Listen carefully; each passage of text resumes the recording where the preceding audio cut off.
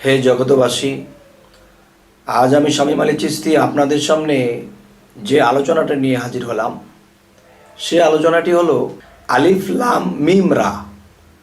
আজকের আলোচনার মূল হবে কি? আলিফ লাম মিম রা। তো অন্যবারে আমি আলোচনা করেছিলাম আলিফ লাম মিম নিয়ে। আজকে একটা অক্ষর বেশি, সেটি হলো রা। আলিফ লাম মিম রা। তাহলে আলিফ লাম মিমের বিষয়টা তো আলোচনা হয়েছিল, তারপরেও আরও একটু ভেঙে আরেকটু সহজ করে বলার চেষ্টা করব। যে আমরা এই বাংলাদেশে দেখেছি যে একদল লোক বলতেছে আলিফ লাম মিমের ব্যাখ্যা আল্লাহই ভালো জানে। আমি বলবো যে 30টা অক্ষরের ভিতরে এই 3 থেকে 4টা অক্ষর আলিফ লাম মিম এবং আলিফ লাম মিম রা, আল্লাহ কি বুঝাইতে চাইছেন? যে একটা জিনিস, আমরা যদি মতিঝিলে যাই তখন অনেক ধরনের ব্যাংক আছে, যে Sonali bank limited, Pubali bank limited, Agrani bank limited. তো এখন দেখা যায় এলটিডি। তো এখন এলটিডি দিয়েছেন। এই এলটিডি দিয়ে আমরা কি বুঝে নেই? যে লিমিটেড বুঝে নেই। তাহলে লিমিটেড কিন্তু পূর্ণ বানাম করতে গেলে অনেকগুলো অক্ষর এসে যাবে, কিন্তু এখানে দেখা যাচ্ছে এলটিডি, এটি দিয়ে আমরা লিমিটেড বুঝতে পেরেছি। তবে হে জগতবাসী, আলিফ লাম মিম এবং রা, যাই হোক, তাহলে আমরা এই জিনিসটা কেন বুঝবো না? আলিফে কি হবে? আল্লাহ হবে। লামে কি হবে এবং মিমে কি হবে? তে মিমে মোহাম্মদ। আলিফে যদি আল্লাহ হয়, মিমে মোহাম্মদ হবে। তাহলে লামটা কি? এই লামটি হলো, যেমন একটা কথা ইংরেজিতে বলা হয় ল। ল অর্থ কি? আইন। তাহলে আমরা যদি লক্ষ্য করি যে আইন দেখতে কেমন, যেমন একটি ভাষা আছে যে আইনের পোশাকটি কালো।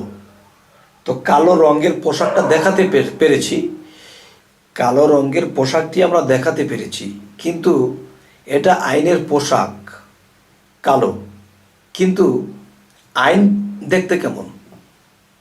আইনের পোশাকটা কালো, এই জন্য আইনটা কিন্তু কালো নয়। তো বোঝাতে চাই, আমি একটা কিছু খেয়েছি, স্বাদ পেয়েছি। এখন একজন বলতেছে তুমি যে খেয়েছো এটা কেমন লাগলো? চুকা, ঝাল, মিষ্টি, কিরকম? তখন বলতে যে একটু চুকা, একটু মিষ্টি, একটু লবঙ্গ, একটু ঝাল। আরে এতটা বলো কেন? একটা বলো। আচ্ছা বাবা নে তুই একটু খা। তখন খেয়ে সেও বলতে পারছে না একটু ঝাল, একটু চুকা, একটু, মানে বোঝাতে পারছে না। তাহলে আইন কেমন দেখতে? আইন দেখতে দেখা যায় না, কিন্তু বাতাস কিন্তু দেখা যায় না, অনুভব করি। তো দেখা যায় না বলে কি সেটা নেই? তেমনি আইন দেখতে পাওয়া যায় না, কিন্তু দেখতে পাওয়া যায় না বলে কি সেটা নেই? আছে। তাহলে একটা ভাষাতে আসেছে কি যে লাম আইনের জায়গায় দাঁড়িয়ে বলছে, আরবিতে বলা হয় লা আর বাংলায় বলা হয় না। তাহলে আমরা আলিফ আল্লাহর দিকে যখন রওনা দিয়েছি, তখন লাম মাঝখানে দাঁড়িয়ে বলছে না, তোমরা আলিফের দিকে মানে আল্লাহর দিকে যেও না, তোমরা মুহাম্মদের দিকে যাও। আলিফ লাম মিম, আলিমুল গায়েব এবং আইনের জায়গায় এই লামটি দাঁড়িয়ে বলতেছে যে না, তোমরা সেই মিমের দিকে যাও। আল্লাহর দিকে যদি যাও তাহলে আল্লাহকে পাবে না, মিমের দিকে যাও। আচ্ছা, আজকের মূলত আলোচনাটি হবে যে আলিফ লাম মিম রা। হয়তো আলিফ লামের ব্যাখ্যা আমরা আগে যেতটুকুই বুঝেছি ইউটিউবে ছাড়া হয়েছে সবার আগে। তো এখন বিষয় হলো যে রা বিষয়টা কি।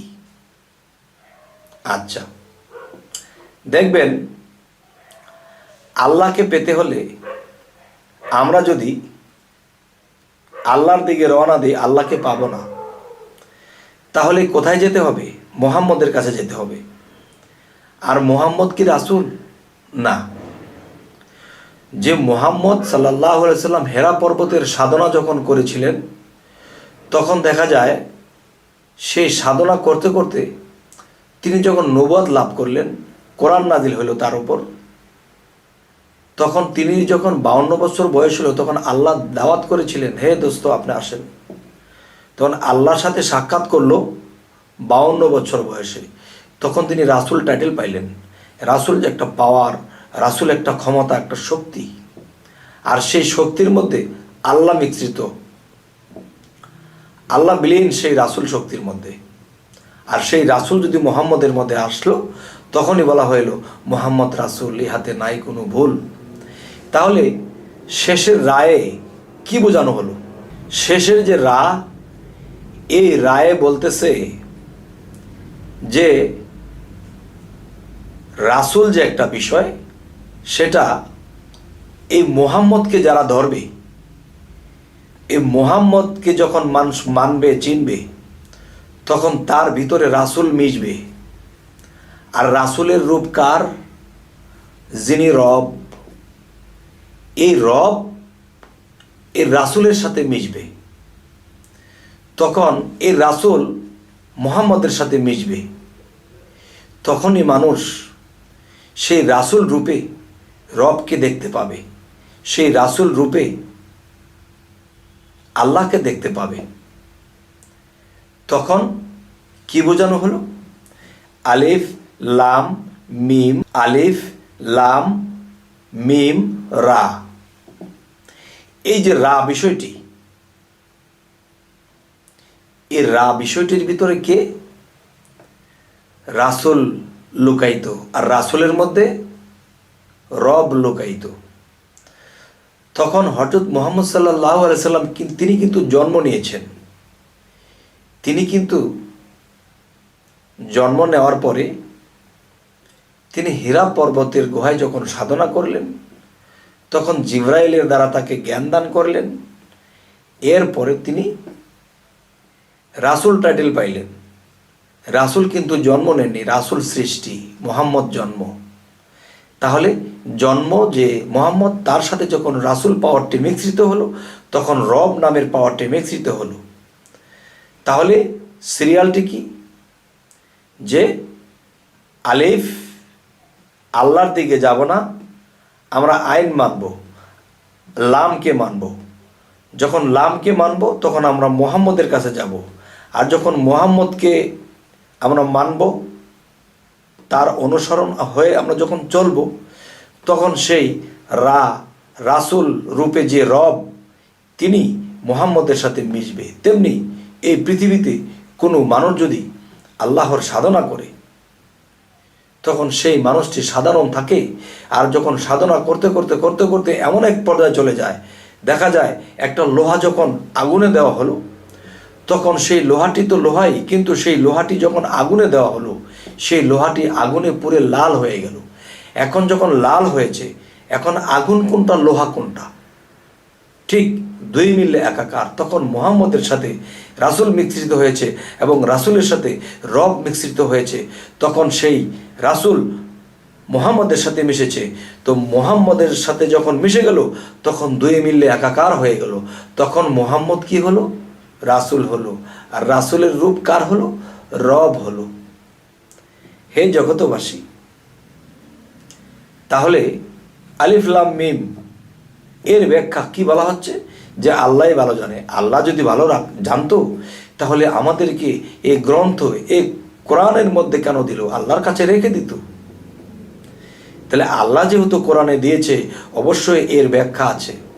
তাহলে আমরা এই পৃথিবীতে এসেছি, আমরা যখন মুর্শিদ ধরবো, তাওহীদের মুর্শিদ আমার মুহাম্মদের নাম, তাহলে তাওহীদের মুর্শিদ যদি মুহাম্মদের নাম হয়ে থাকে, আর সেই মুহাম্মদ যদি রাসূলের সাথে মিশে, আর রাসূলের সাথে যদি রব মিশে, তাহলে এখানে আর চিন্তা কিসে? আল্লাহ বলেছে কোরআনে যে আমার বন্ধুদেরকে তোমরা কখনো মৃত বলিও না। আমার বন্ধুদের কোনো মৃত্যু নেই, তারা কখনো চিন্তিতও হবে না। কেন হবে না? সেই রাসূলের সাথে রব মিশেছে, আর সেই রাসূল মুহাম্মদে মিশেছে। তখন দুই মিললে তিনি মিললে একাকার হয়েছে।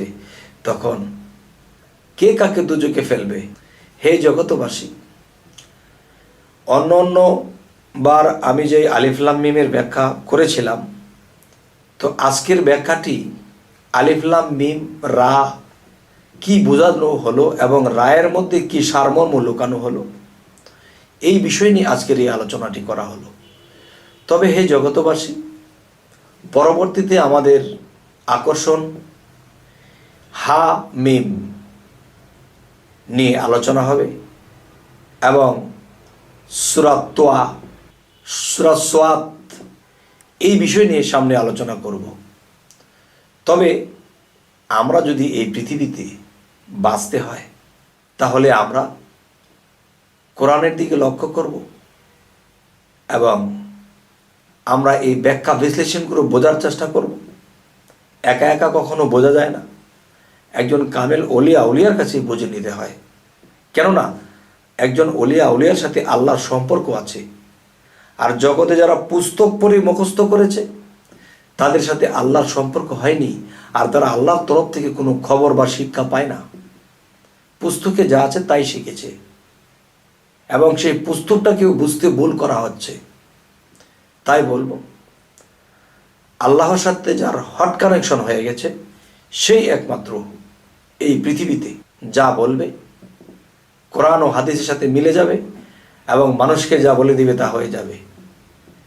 তবে হে জগতবাসী, আজ এ বলেই রাখবো, সকলেই ভালো থাকবেন। আল্লাহ হাফিজ।